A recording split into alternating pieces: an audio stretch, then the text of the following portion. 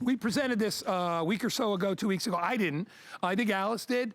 Hundreds and hundreds of you picked it up. I actually, Doug, one of the first things you gave me was a lavender plant.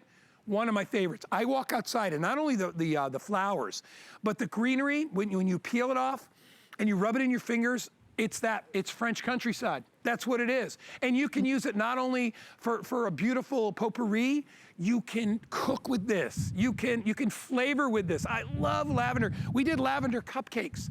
It imparts this incredible flavor, just like the beautiful lavender fields of Europe. You can get one of these as well.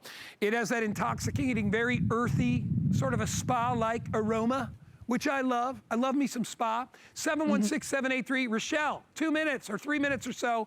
Tell us about the lavender. So what's so exciting about this lavender, it's called Sensational. It's a play on words, Sensational. It's all about the scent of this. And this particular lavender is actually a cross between what we know to be British or English lavender and French lavender. There are two different kinds of lavender.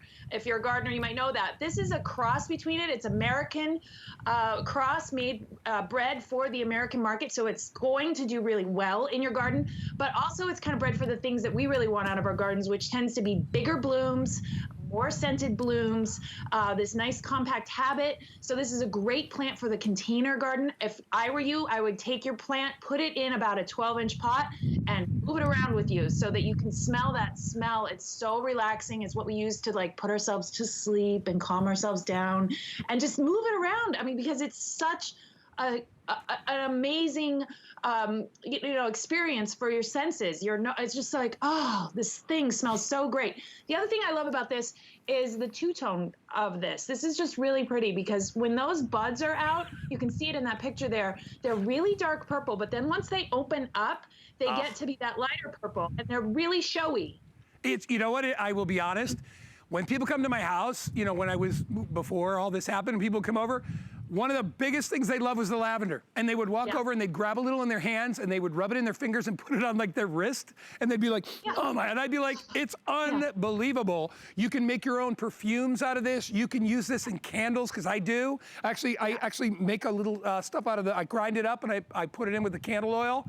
Unbelievable. If you want to get it, it's only $17.95. It's free shipping and handling.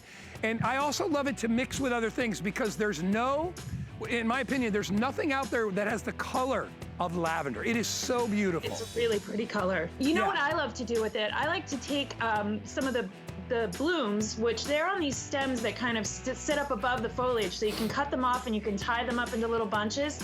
I put them in my shower. I just hang it from the shower thing, but I also like to put it over my kitchen sink. So as I'm there washing up the dishes and the hot water and the steam, it just kind of activates it and makes my whole cleanup routine. Isn't it awesome? Just that much nicer. I love plants that you can use to more than just looking at, right?